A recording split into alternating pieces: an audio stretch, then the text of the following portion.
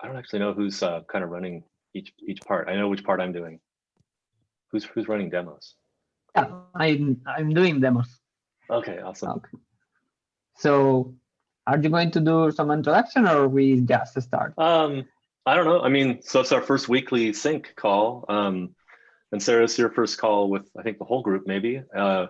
So yeah, this is like one of my favorite parts of the whole program, is that we get this chance an hour every week to just talk through, sort of what we've done and maybe learn something or kind of reflect on what we've been doing and then plan for the coming week. So to me, this time is precious. It's like one of the best things we do. So yeah, I'm really looking forward to seeing everybody's work this week. Y'all did a great job. I'm impressed to see all the PRs. Everything's closed and everything's merged and all that stuff. So it's really good. We're off to a good start. So there was some party with the merge, right? Well, Right, we that's eventually figured it out. Yeah, that's totally normal. yeah. So yeah, let's do it. Okay, so we are going to see 2 demos today. We have. Oh, you're muted. David, you're muted. Yeah. Okay. Okay, I will start again. So we are going to see 2 demos today. So we have Deborah and Kenny, and then Sarah and Hajar. So you are more than free to start. I don't know who wants to share, or maybe you have decided who is going to do what. I think Deborah and Kenny should start first, or what? Deborah? Deborah. So I am going to start. Okay. I just have to figure out how to share my screen. Just 1 second. Yeah, you have a big green button at the bottom. I think I have to be the host. Okay, maybe. Oh, Luca, maybe you need to allow sharing. Yeah. I think it's enabled. You can just press share screen. Yeah. Okay. Yeah. Cool. Can you see everything? Yeah. Yep. Yeah. Sure. Okay. So there's nothing much to see really, but okay. So I'm going to show you the browser first. I'm not sure if this is the right format, but then you can tell me afterwards. So our task was an easy and simple one. First, we had to add the React router DOM as a project dependency, which we did. And it was fast, just npm install, our best friend just did that for us. And then the second, okay, so when we downloaded it, it allowed us to create 2 links, which you can see here, the list view and the add item view. And there are 2 things happening here. As you can see, the list view for the items is selected, for the list of items is selected, and it's displayed in bold, which was one of the requirements. And then when you go here, then you can see that it's in bold, so the user is able to navigate between the 2 views. And another thing that's happening is that the URL is updated here in the browser. So the add item has a different URL, and same for the list. And it doesn't refresh because that's the magic of React Router. And yeah, it facilitates this, the navigation and the routing on the client side. Well, this is for the list. Sorry, the browser, and then I'll show you just pretty quickly our code. So first, in the app components, that's where we wrapped all the router components, the browser router app. And we created 2 components, the list and the add item, and created the routes here. Sorry, yeah, okay, so the list component, it just had like an H1 here. This is for the second pair, they're gonna explain later. which is merged already. So I don't want to go into this. So the navigation, this is where the magic happens, I guess. We decided to go for navlink as it comes with the property active class name, and it allows us to use the bold with the styling CSS. And that's pretty much it, I think. And Kenny, if I forgot something, just jump in, and yeah, for the rest, we're here if you have any questions. So I think you covered basically everything. So yeah, it was really pretty straightforward. It wasn't a difficult issue. Basically, I think Haja and Sarah have the bulk of the explaining to do. Basically, yeah. So it was a really simple task. So I think they should take over now, unless you have any other questions for us. I'll stop Should I stop now or? Oh, 1 second. So this is great. It's perfect. I mean, it's actually kind of what I would hope to see. I've seen groups in the past have a kind of a home screen and a lists view and an ad view, and I think that's not necessary in the way that we're designing the app. So the way you did it was actually perfect. We have like the root is the list and the ad route is a separate view. I'm just curious. I don't know if there's a setting in Netlify, I think, where can you like on the app just reload this page? So with the /ad on there. Okay, it does work. Perfect. So there was a thing we had to add a couple, like maybe last time or something. We added to the repos like a redirects file or something that yeah, I know. Yeah, I see. Yes. Yeah, like if we didn't have that in there, then it would have done a 404 here. But it's in there, it's working perfectly. So that's great. Thank you. Yeah. Yeah, good work. And also, I know, Andrew, if you are aware, but this is really the result of the merge, because the first PR was not this way, because this was not merged with the work of the other pair. So they did an amazing job with resolving the conflict. Yeah. Okay. Yeah. So Thank you. yeah, that's great.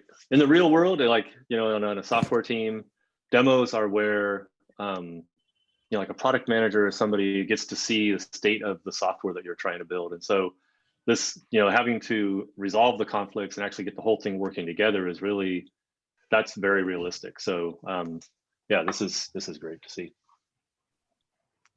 Cool, thank you, Deborah. So let's go to the next. Sarah, I think. Sarah. So who is going to share? Sarah.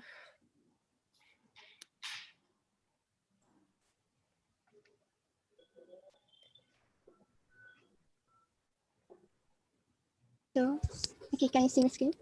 Yeah. Yes. Okay, great. Sorry.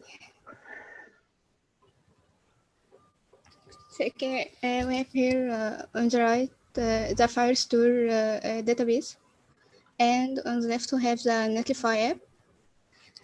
So we have created a list. So it's, you can see it now because it's empty, and that list has a real-time connection with our Firestore database. So when any changes happen here, it will automatically be reflected in our list here.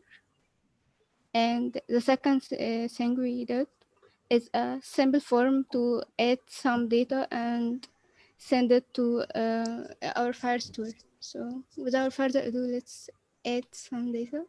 Let's go to Mango and add.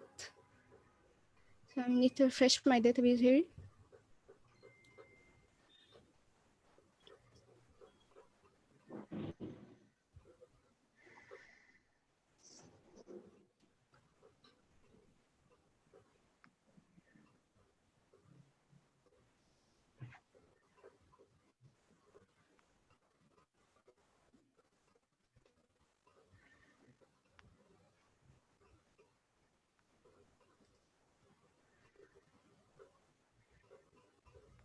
Okay, so we have created an items collection, and it has our value, our Mango. and the value here is also reflected here. So we have so the connection between React and Firestore is working both ways, but also it's double check and add a value here from Firestore. The key is name and the file is this one. And Put a save. Tesla on my shopping list. Yeah, and here you go. It's working, and that's it. Can you do one more thing, which is to delete one from the database side, and we'll watch it disappear Okay. from the app? Sure. So I'm not going to delete this. Delete document. Delete, and here you go. Yep. So fast. That's great. Yeah. So Hagar will take from here. So she will choose your code.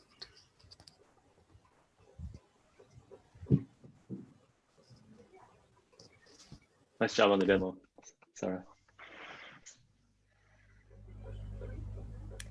So as for the code, I think the first thing to talk about is like Firebase, Firestore. So after configuring the database, we just use Firestore file collection to create our collection and use in our app. And in the add item, component, we just here use a simple form with just an input and a button. And when the user submits that form, add to database is called. It's a function where we have our collection items, and then we add our data, or the data that the user will submit to to be added to the database, you know, as a new record. So, and then we gonna work with the Firestore to show the items from the database. We actually didn't a lot here because Firestore did a lot for us. What we did was just wrap our app with a Firestore provider and pass the Firebase, and then we can use Firestore in our app. And here in the list, all we did was just import the Firestore collection, and here we send the path items because that's the name of our collection. And when the data, so Firestore collection is now responsible for fetching the data for us. And when the data is ready here, we can access and access it and map it through all the items, display their names.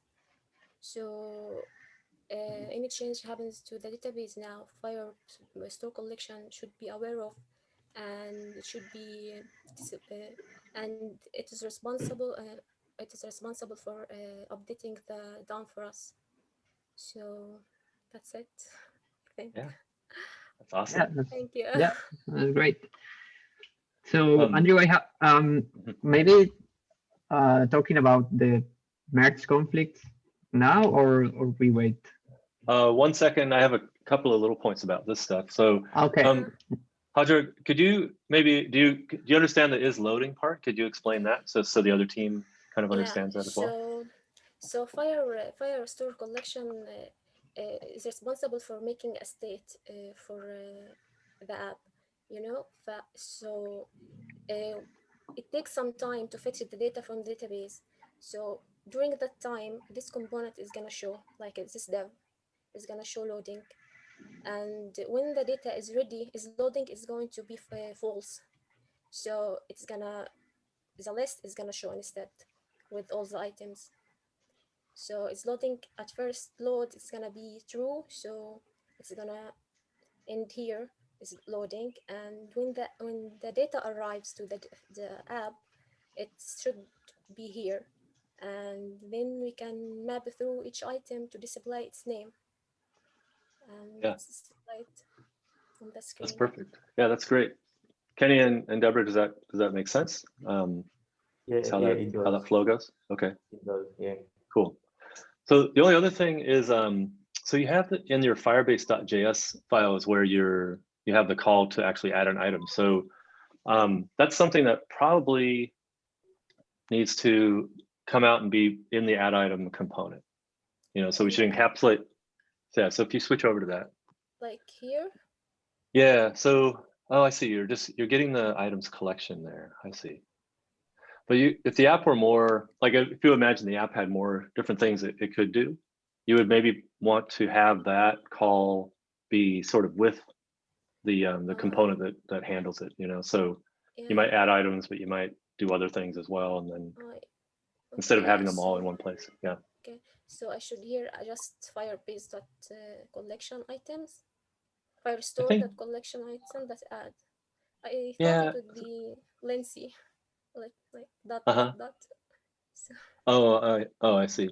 Yeah, I don't know. I mean, it could go either way, I guess. I don't know if my the other mentors have an opinion about that, but yeah, and I understand. I think I'm gonna go with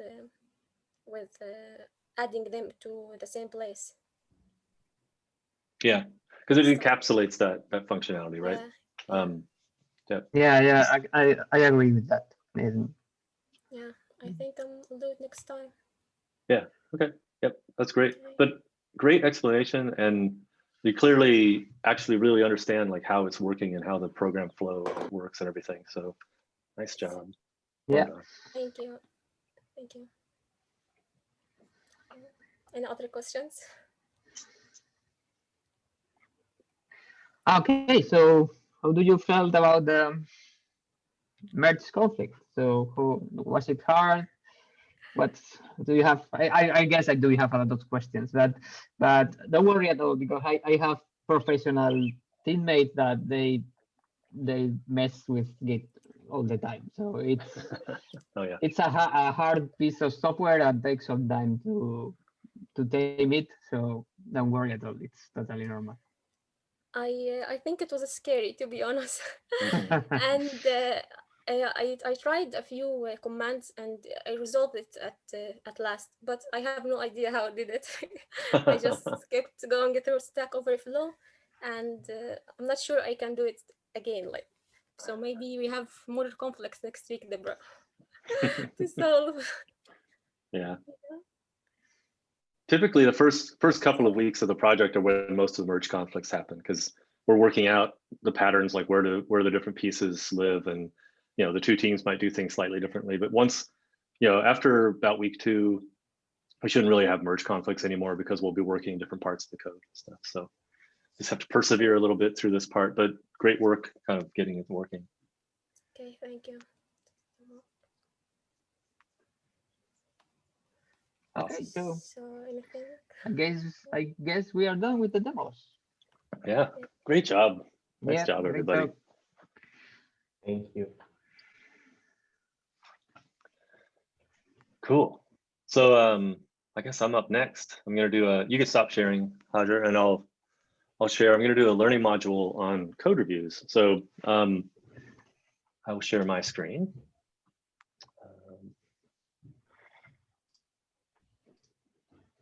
I will get rid of that. And so I'll assume you can see my screen unless you tell me otherwise. So yeah, so I'm curious how many of you had experience doing a code review before this week? Have any of you done code reviews in the past? No. No. Yeah. No. I did, one pull request a long time ago. Yeah. Okay. Yeah, it's there's not really a lot of reason to do a code review for someone else, unless like maybe you went to a boot camp and they had, that was built into the process or something. So this is one of the reasons why we do this learning module so early in the project, because it is new to almost everybody who comes to Collab Lab. And you're going to be doing it every week from now on. So yeah, so what we're going to talk about, when we talk about what a code review is, sort of what the code review cycle, so how to make how to do a really great code review, because you can you can kind of do a code review and check off that box or whatever, but there are some things you can do to really make it worthwhile and like a good learning experience and things. There are things you can do when you're submitting your PR to help others review your code too. So we'll cover some of that, and then just how do you kind of like what goes into reviewing other people's code, and then some pretty practical tips about how to explore the code within GitHub itself. So so what is a code review? A code review is really, a way to think about it is that it's a conversation about a set of changes. So each of you, each pair this week submitted a PR that had, these are the changes that that we want to make to the code. The other pair looked at those, and there's a chance for you're communicating some intent by submitting a PR. We want it to change in these ways. And the other pair is saying like, oh, I see what you're trying to do there. Have you thought about this? Like, what's the, what are the implications? Or, looks great, or whatever the conversation is, right?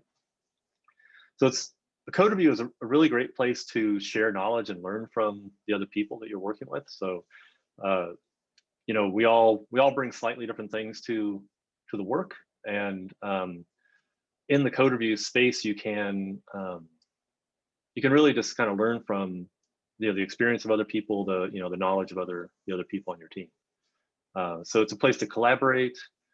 You share your work, you ask questions. That's really kind of the approach that we like to take to it. There are places, or I don't know, maybe this used to be more common or something, where code reviews were kind of a stressful process, and you were kind of getting grilled by people about, well, why did you do this? Why did you do that? Right. But the way that we like to think about it and the way we approach it is that it's just like it's a chance to learn. If you don't understand why somebody did something in a certain way, you ask questions, and that's really the kind of the way to draw out that conversation. So it helps you improve as a developer. It helps your team as well by making sure that the knowledge isn't centralized. Like it's very intentional way that we structure the projects here, where there's two teams, two pairs that are working on the code, and like if you're not writing the code, you're reviewing the code. So theoretically, over the course of the whole 8 weeks, you see all the code that's happened. So we could have made it where we had 6 people and there were 3 pairs, but then you wouldn't necessarily see all the code, and then there'd start to be parts of the app that you didn't fully understand. So in this way, we're kind of decentralized. Like everybody, all 4 people every week have at least seen all the code if they didn't write it. It's a way of sharing responsibility. So something I tell my engineers at work is that if you are you're reviewing somebody's code, you're taking just as much responsibility for that code when it goes to production as the person who wrote it. So, if it gets to production and it breaks, it's as much the fault of the person who code reviewed as it is of the person who wrote the code. So, it's really it's a way for the team. I guess that's a way to just say that we should take code reviews seriously. We all we're building an app together. So, if you review somebody else's code, you might as well have written it. So yeah, we'll talk more about that a little bit later. And then just improving the code base quality. So there are, most of the time, you might have some small suggestions or something like that. Every once in a while, there's somebody might do something in a way, like maybe they don't have all the knowledge that it could really break the app, or like in a production app, and kind of like for me at work, somebody could write something in a way where it's not going to scale to the number of users that we have or something like that. So there are times when you kind of need to put the brakes on shipping the code, because it could have some really negative implications. So just keeping the code base quality high is another big aspect of it. So the code review cycle, it's maybe a little bit obvious maybe, but we open a pull request, you get some feedback, you might make some changes, and then once you have those changes made, you kind of come back to that feedback stage, and you kind of stay in a loop there until everyone's happy with the state of things, and then you merge. So you probably saw this in your own, this week with your PRs, if there were any kind of suggestions, please do this before you merge kind of requests. But that's kind of the basic progression of things. So when you do a code review, what makes for a great code review? So one thing not to do is to focus on small sort of stylistic things. You know, I mean, you know, we missed a semicolon, you know, tabs, not spaces, like those, that level of things is better enforced by tools. So, you know, you can have ESLint or Prettier or one of these tools that actually just enforce sort of a code style.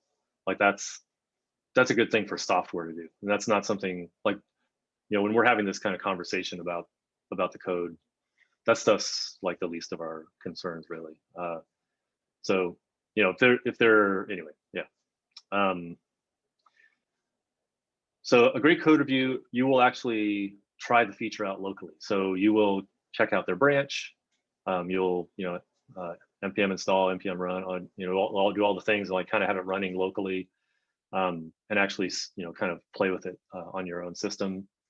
And that's just a way to make sure that you can kind of do this to some degree. Like when I do code reviews, a lot of times I'll go to the Netlify preview deploy link and actually just kind of look at it in a browser that way, and then look on GitHub at the code itself. But you know, if there's something there that doesn't quite make sense, I'll pull the branch down and you know, kind of look at it in my IDE as well, in my code editor.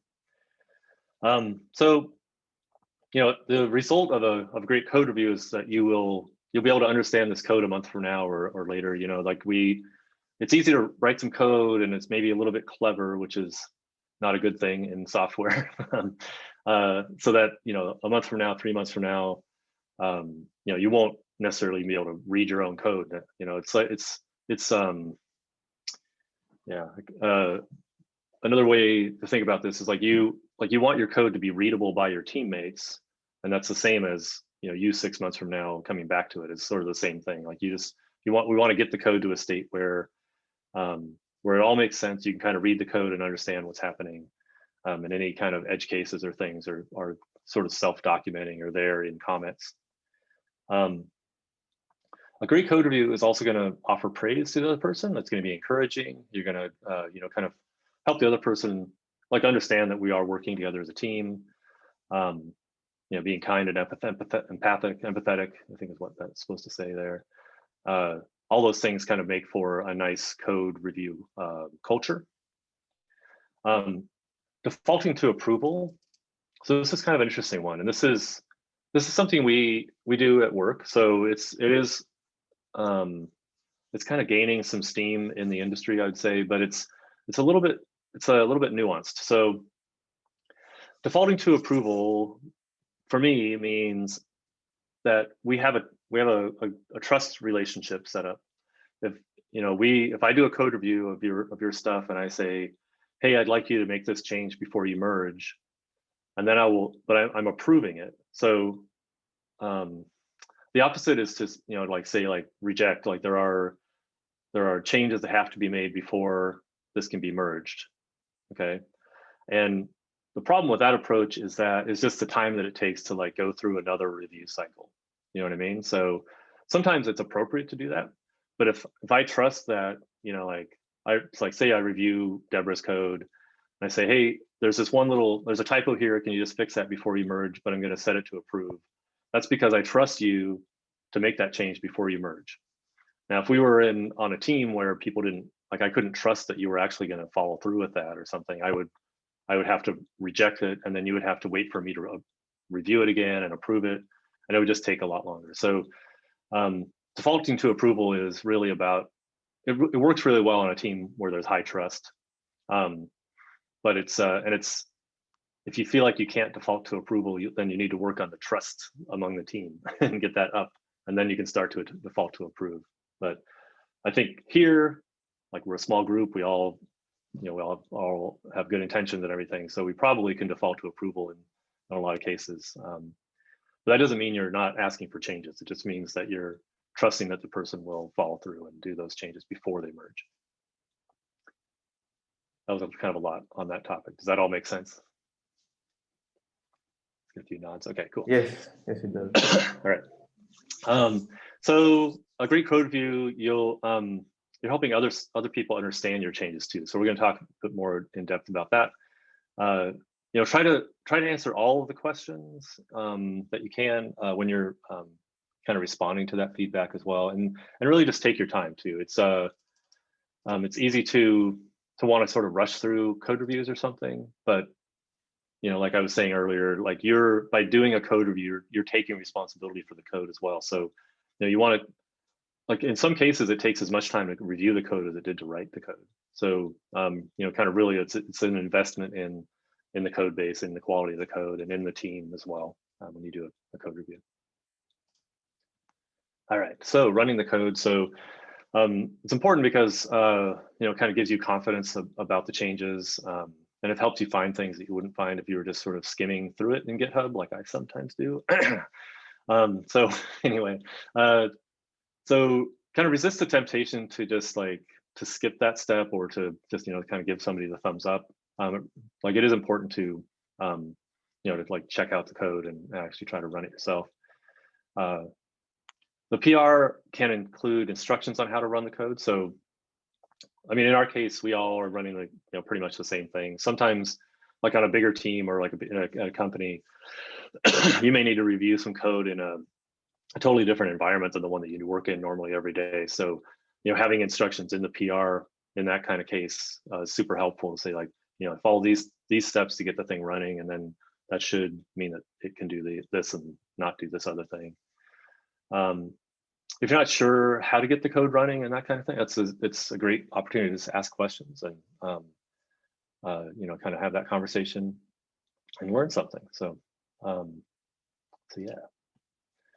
And then I kind of referred to this earlier. So yeah, how can you help others review your code? So we have a PR template, which is super helpful, and you know, kind of being diligent about filling that out goes a long way towards this. But just adding a meaningful PR description, like you think about it, like, you know, if you weren't working on the same app or something, when you submit your PR, like basically you need to get that other person oriented to what you're trying to do as quickly as possible, so that they don't have to hunt around and try to figure it all out on their own, right? Like it's a way of showing that you value that the other person's time to write a good PR description that says, you know, before it did this, and afterwards the intention is it does this thing, and here's how I kind of went about it, and you know, I'm either, you know, I'm fixing a bug or I'm adding a feature, like, so I kind of get them oriented to what the change is about.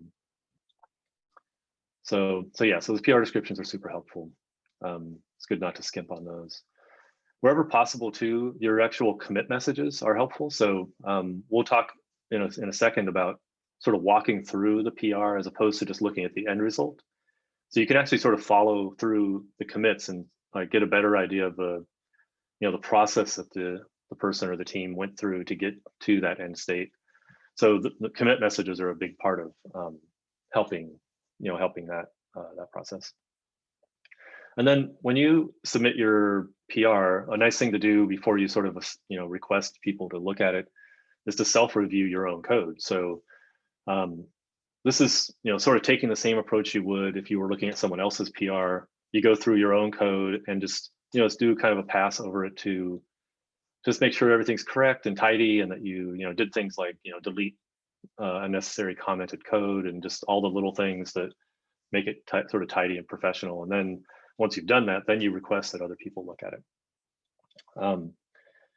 So you can leave questions in your own PR. So, you know, if somebody's going to be looking at your code and you were actually in the writing of the code, you were unsure about some piece of it, you can write in the PR, you can, you know, open up that line of code and say, I did it this way, but I'm not sure if that's correct. You know, could you help me understand if there's maybe a better way to do this? And that, you know, that helps the person reviewing your code to zero in on that part and really kind of dig in and maybe offer a suggestion, instead of them having to be like, oh, I don't know, did they mean to do it this way? There's a better way, you know? So it's a nice way of just kind of being open about what you're confident about and what you're not so confident about, to help the other person help you. And then something that we like to do a lot is just screen captures of, I guess like the way to say it is that you can sit there and you can try to type it all out and make it make sense and sort of, write paragraphs of text about something, or you could maybe record a 2-minute video and sort of walk through a piece of the code, screencast and just say, okay, here's how it works in, in practice, or, just like talk about, maybe here's a part where I'm not unsure. Can you help me understand a better way to do that? So just Loom is a good tool for that.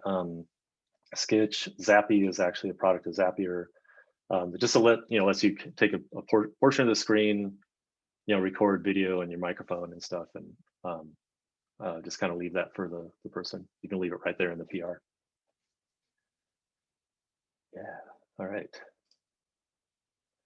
So GitHub has a bunch of interesting features to help you understand or get oriented to the changes that you're looking at. So, it has this where it says OMG. It has like the amount of code that was added and the amount of code that was deleted from the code base for the PR. It has a way to navigate through looking at a different the different commits. You can actually kind of just jump around in the commits as well. There's a place for, the conversation tab is where the PR description goes. Commits shows you a list of commits. I'm not actually sure what the checks does. I guess that's if there's tests that run or something.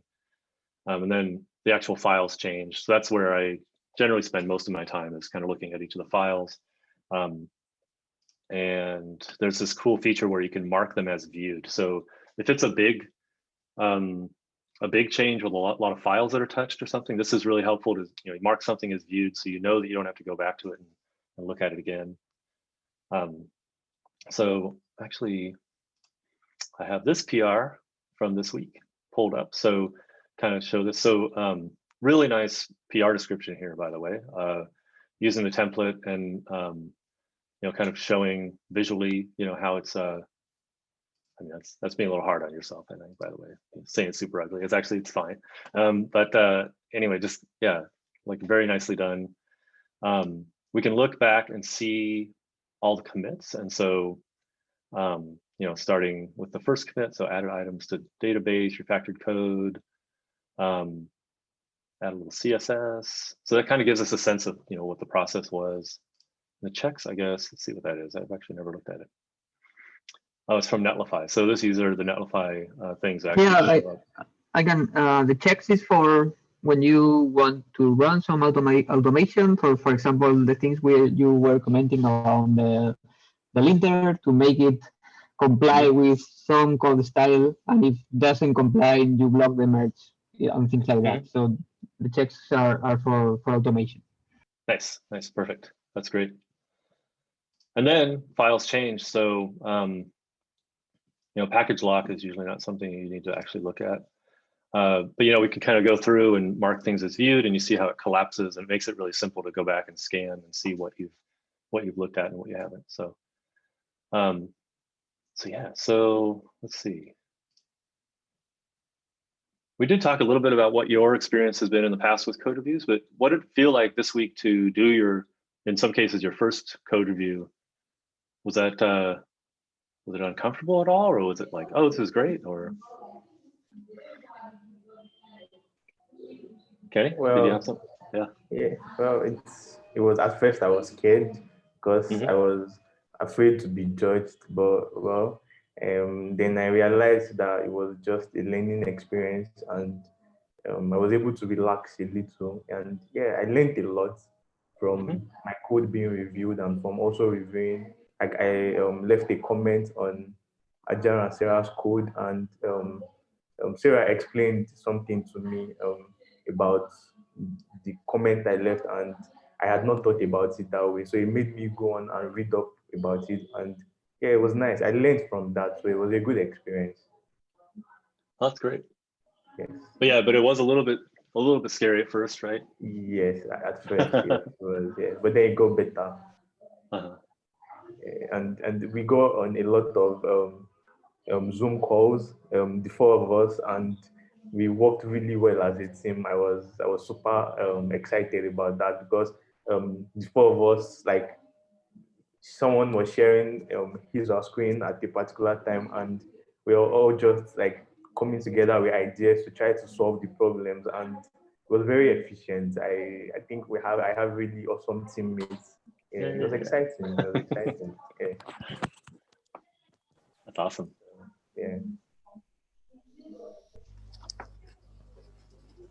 Yeah, for me it was new and it's challenging, but it went well. And it was it was a nice experiment. And Mhm. Nice. Thanks for sharing. Yeah. Governor Hajar, anything else to add? So, well, first, Deborah, okay. oh, sorry. You can go. Go, you go. Okay, so yeah, it was. I think we had some conflicts in the not in the team, but there were some things because we had to go back to the main to pull everything and then go back to. So there were some conflicts like yeah, the updates. I don't know the package. I don't know what happened, but then yeah, we had to go to main and then go back to their branch. Mhm. And I like this. I mean, I actually like the experience because you learn how other people code and how it feels as if we were also part of their issue. You know that we were also solving like the issue number one, you know, and vice versa. So yeah, it wasn't just like ours. We became like a group thing in the end. Mhm. Yeah. That's great. That's ideal. Yeah. Hajar, did you have something to add? Okay, I think it was nice to see other people's thoughts about your code, and David left me a link that was really helpful about how to write better commit messages, and yeah, I think it was nice reading his reviews on my repo, on our repo, you know. Mhm. That's So great. yeah, that's it. Cool. Well, it sounds like y'all had a really like a good first experience with it, and hopefully these tips help a little bit. There's I'll share the slides after we're done, and there are some more, there's more reading if you want to go. A lot of the stuff in this slide deck is based on these articles. So I'll share this, but yeah, that's about it about code reviews. But yeah, great work this week, by the way. Thank you. Yeah. All right. Who's up for talking about this coming week's issues? That would be me. All right. Okay, I am going to share my screen or attempt to. Just bear with me one sec. Okay, there we go. Can you see my screen? Yes. Okay, so right, so we've got the pairings this week. So Hajar and Deborah and Kenny and Sarah. And sorry, my tabs are falling asleep. Here we go. So I don't know if anyone's aware about the project board within GitHub. So it's quite useful because you can actually move along your issue card so that you can sort of go through the stages. So that's actually quite useful. So what I can do is probably move this to done. So you can also view the issue here. So let me just, I think I've already opened it in here. Okay, so issue number 3. Right, so I'm just going to read through it. A shopping list consists of a set of items associated with a user's token. Creating a new list consists of the following sequence. Generate a new unique token, save the token to local storage, show the user the list view, and then the following script should be used to generate a suitable token, and you can find this in the source lib, and it's a tokens.js file. So it's actually, there's actually some functions that actually work out the random token for you, so you don't have to do that yourself. And the acceptance criteria is for users who do not already have a token list, a button or link exists on the home screen that allows them to create a new list. Clicking the button link generates a new token and saves it to local storage. Once the token has been created and saved, the user is directed to the list view. I think one thing to sort of highlight is the wireframes that we have. And this is, let me just go back to here. Let me just show you where it is, but I'll post the link afterwards as well. You go to the GitHub repo and go under resources, and there's a wireframes folder. So I'll bring that up here. I think it's this one. Yeah, that's the one there. Okay, so it's just sort of a good way to sort of see how your app should be looking. Obviously, the styling, we don't expect you to have the styling done yet. You've got lots of time later on in the project to really make it look pretty and nice. But it's just what you should see really is the create new list button, and then but the join exists in the existing list you'll do later. So really it's just this button here, and then that will generate the token and it will save it to your local storage. So that is issue number 3. Does anyone have any question about local storage, knows what it is, about that particular issue? Is everyone okay? Yeah, I have a question. I've never actually used local storage on React. I don't know, is there a way you could? I've used it on a normal JavaScript project. Is it basically the same thing, or there's a Yeah. special way to do it in React? It's exactly how you would use it for if you're using a vanilla JavaScript project. Local storage is in your browser, and it persists whether so it will save the data on there, and it will survive whether you close the browser, refresh it, so it will always be there. And it's really good because you don't, it's kind of like a local within your browser rather than, so if you didn't have to necessarily have a database yet, you could actually save things within your browser. But yeah, so there's lots of documentation on that. I think what I usually refer to as MDN, if you want to go and that's the Mozilla docs. And there's quite a lot of information about how to use local storage, how to get the items, and how to set the items. So yeah, just read that online. Again, I can post some links if you need to. Okay, so I'll move on to issue number 4.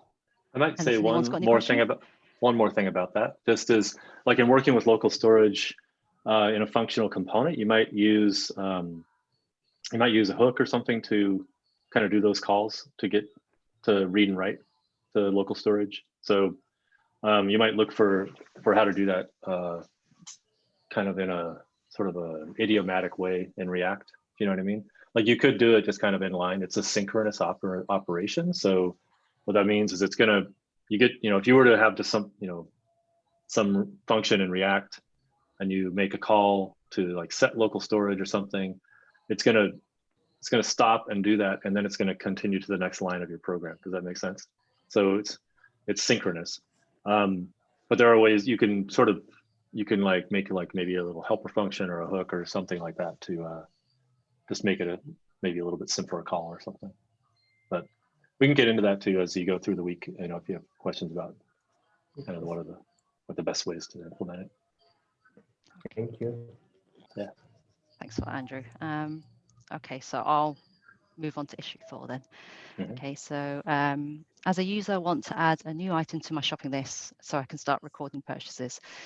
So a shopping list item consists of the following data points: name of the item, how soon are you likely to buy it again. So you have 3 options here. So soon, which is about 7 days, kind of soon, the next 14 days, not so soon, which is about 30 days, and the last purchase date. So the acceptance criteria for this is the user is presented with a form that allows them to enter the name of the item and select how soon they anticipate needing to buy it again. So again, the 3 options as I stated above. When the user submits the form, the item is saved to the database associated with the user's token. So the 3 random word token that you generate. Along with the item name, an integer responding to the estimated number of days until the next purchase is saved. So 7 for soon, 14 for kind of soon, and 30 for not soon. For this part, I thought that it was an actual, you have to actually input a date, like a time in medicine, but it's actually not. So it's actually just the number of, it's an integer use. So like 7, like for soon. So it's not an actual date element that you have to add to your code. And the reason for that is that that number, so whatever the, we expect you're going to need it in 7 days. That's the number that we're going to later on in the project start manipulating based on what we actually see the user do. So, if you make, you say it's going to be 7 days, but you purchase the thing every 3 days, the software will start to like adjust that back to the closer to 3 days. So we just keep an integer there that is always used to sort of say where the item should be in the shopping list. Okay. So where was I? The last purchase date should be set to null initially, i.e. you can create an item without purchasing it. The item name should be displayed as a simple unordered list on the list view after they're added. So I'm actually going to go to the wireframe for this one. So here's an example. So you've got the label for attribute for sorry, the attribute for. So it's good for screen readers. So if it's you can put down this is a short description under the for attribute, and then you've got the how soon will you buy this again. And again, this is grouped in radio buttons, and it says here group the radio buttons with the field set element to help screen readers understand that they're related. So yeah, so if you kind of don't know much about field set, I've actually done this recently at work as well. The MDN docs is good for this as well. Just Google field set element HTML. And there'll be a ton of results. So if you want to read more about that, then yeah, feel free to do so. And this says give feedback when the item is added. I think it's linked to sort of confirming that the item has been added, because otherwise if you add the item and then nothing happens, you have no idea whether it's been added or not. So just some kind of, I think maybe some text here saying eggs has been added. So you want to add that to your app as well. Just go back to here. Yeah, so any questions on issue 4?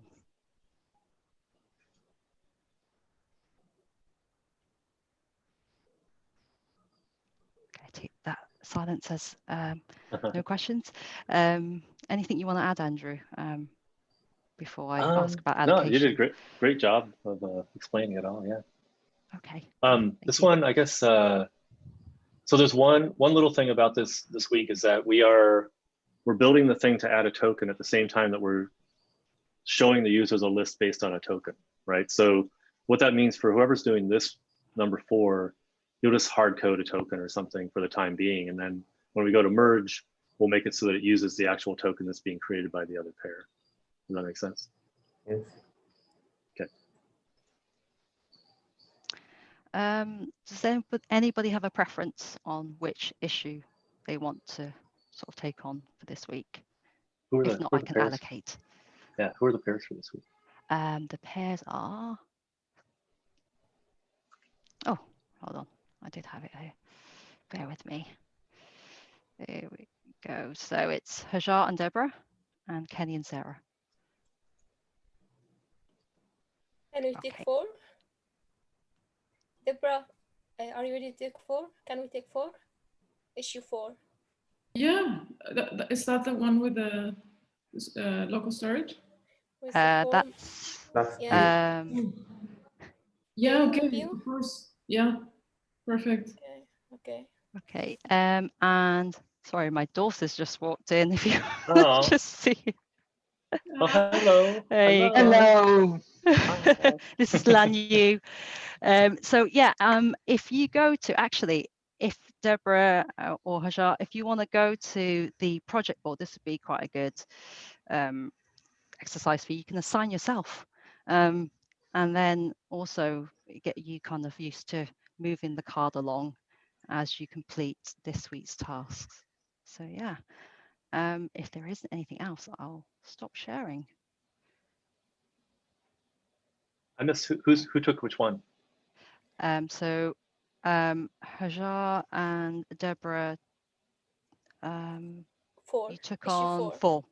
Yeah. Okay. And the local storage is issue 3. So Kenny and Sarah. Okay. All right.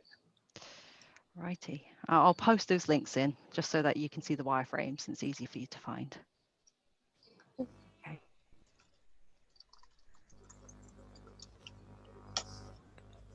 Cool. I'm just starting pairing threads in the channel, so you'll have a place to start to coordinate and everything.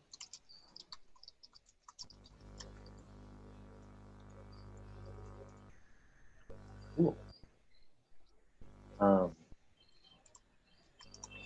All right. Good job this week. Well done. Thank you. Any other questions or anything from anybody before we end the call? Are you feeling confident about this coming week? Yeah.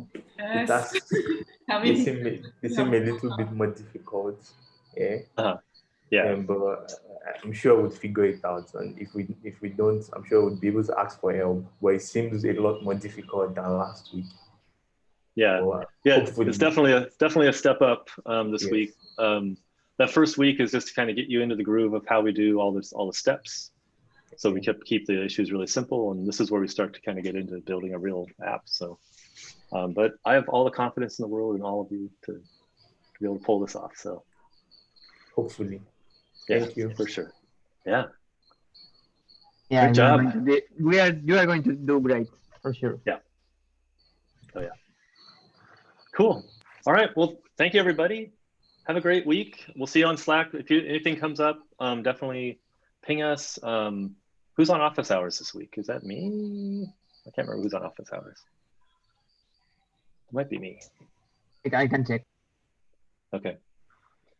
Yes, you Doug? are, Andrew. You're It doing is. Okay. office hours. All right. Okay. I'm doing office hours. This guy, the guy with two thumbs. Is there a day of the week that would work better for all of you?